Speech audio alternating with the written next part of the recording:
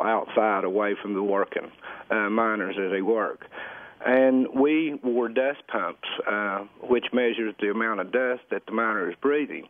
And as soon as the mine inspector would go towards the man trip, I mean, they had like watchdogs that once he got on that man trip and started outside, that they would come back up and say, well, the inspector's on his way out. And at that time, the section boss would come around and remove our dust pumps from us and take them over and hang them in fresh air so they could get good dust readings so they could stay in compliance. And so, you know, these are some of the type of the violations, the bad violations that happens. And I'm not saying that's what happened at this mine that exploded here 2 days ago.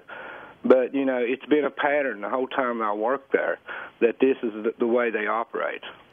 I want to ask you what it's like to work in these mines, but we have to break. We're going to come back to Chuck Nelson, worked in the mines for 30 years, 8 of them at a Massey mine. Jeff Biggers with us also, just wrote Reckoning at Eagle Creek. His family has worked in the mines for years. He's been a journalist covering the mines of Appalachia for years. This is Democracy Now! Stay with us. Drag lines at my heart, they're tearing us apart, and the mountainside where we were born. Must I weep and mourn for the land it took 10 million years to form? Now all my eyes can see are just the bleeding scars across the mountainside, across the mountainside. Coalport, PA, just a little town tucked too far away for anyone to know.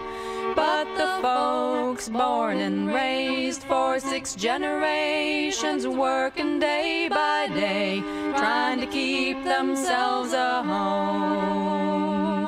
Drag lines at my heart, they're tearing us apart, and the mountainside where we were born.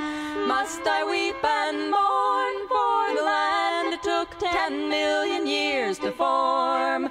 Now all my eyes can see are just the bleeding scars. Deborah Silverstein and the New Harmony Sisterhood Band singing Draglines. This is Democracy Now!, democracynow.org, The War and Peace Report. We're talking to Chuck Nelson, 30 years underground miner in West Virginia, and Jeff Biggers. He wrote Reckoning at Eagle Creek, The Secret Legacy of Coal in the Heartland. Now, Massey Energy has been cited, more than 1,000 times for safety violations. Jeff Biggers, what does that mean? Not only about what is going on at the plant, but what does it mean about the power of MSHA, you know, the Mine Safety and Health Administration? Why don't these get corrected? Where is the enforcement? I think that's a great question, Amy. I think we really need to start talking about whether we have a breakdown in our regulatory system now. Have we created a system that allows companies to get slapped on the wrist and pay fines, even fines up to $1 million, and then allows them to continue an accelerated process of production? Because ultimately, companies like Massey in this situation are always viewing profits in production over safety. You know, at the same time that they incurred 500 violations last year, they tripled coal production in this same mine where we had our disaster. And so ultimately, this is a disaster in waiting. And I think we have to really have some sort of reckoning now with our regulatory system and decide, for example, is it enough to only have 4 federal inspections per year? You know, that's sort of a policy we've been stuck on since 1969. Perhaps we have to have more visits now. We have to have a tighter system. But more importantly, we need to start cracking down so these kind of violations can't continue as a regular way of business. Chuck Nelson, what is it like to work in these underground mines? Well, the work in underground mines, it's our way of culture here in the southern part of West Virginia and all throughout Appalachia. And going into mines, I mean, you have this relationship with your coworker where, one worker depends on the other worker as providing safety for his coworker. Each person has a designated job to do, and each job has to be done right in order to for the safety of the crew. But working in the mines, I mean, you're aware of the dangers, but there's signs that that it gives you about what's happening. There's methane monitors where you can monitor the methane when a buildup of methane happens. There are they're called sniffers. They're on these pieces of equipment like a continuous miner that once you are in a pocket of methane and it reaches such a level right before the explosion level, it'll kick the power off that piece of equipment. But, you encounter, I mean, things can go wrong with, defects in the equipment and everything, but, there's a lot of things that can be done that is not done, and especially working with non-union mines, is that, they take a lot of shortcuts to increase production. And, when I worked for Massey, we were required to load 400 foot of coal a day, and this is in a height 6 to 13 foot high. And, whether it took you 10 hours to get it or whether it took you 16 hours to get it, that was the quota we had to meet each day. So, it puts people, like, say you had a piece of equipment go down and, you had to stay over to meet that quota. And, people start getting in a hurry.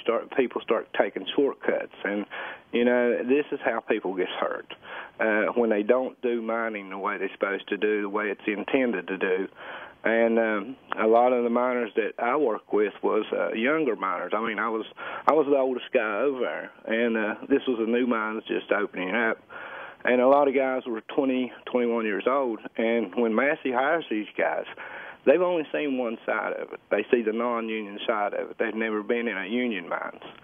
And, it was a bad thing to them. It was put in their heads by Massey that it was a bad thing for an inspector to come to a mines because they was going to cause more work for you.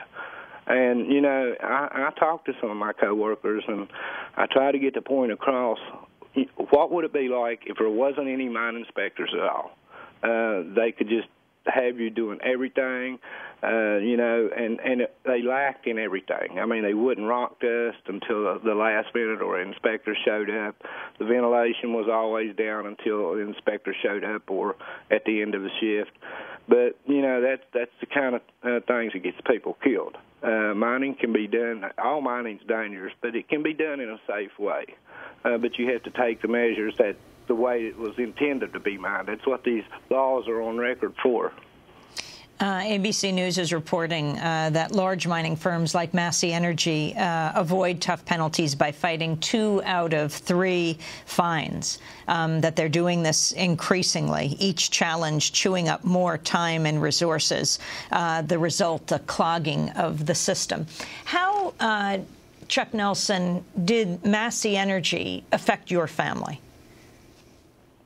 Well, they affected my family as far as, spending time. You was away from home a lot. But in the community where I was raised up at, I spent my entire life in Sylvester in Boone County, which is just right down the road from where the explosion happened. And Massey came in and put up a prep plant in the early 80s. It was when Massey first came to Coal River, and this plant was called Elk Run Coal Company. And what the DEP did, our State Department Environmental Protection Agency, was to let them shoot this ridge off, which acted as a barrier between the community and the preparation plant. And when they did this, they put a big stockpile up on top of this ridge where they had blown off. And every time the wind would blow, it would pick the dust up off the stockpile and just literally cover the entire community with coal. I would come home at night and there would be like a quarter inch of coal dust on everything at my house. This is after I'd spent 12 to 14 hours each night working, for Massey. And so when my wife had asthma real bad, we were breathing dust that had been run through a prep plant, so it had been washed with all these chemicals. And the dust that we see laying on our table wasn't the dust that was hurting us. It was the fine particles that you can't see is what's going into your lungs. And so we asked Massey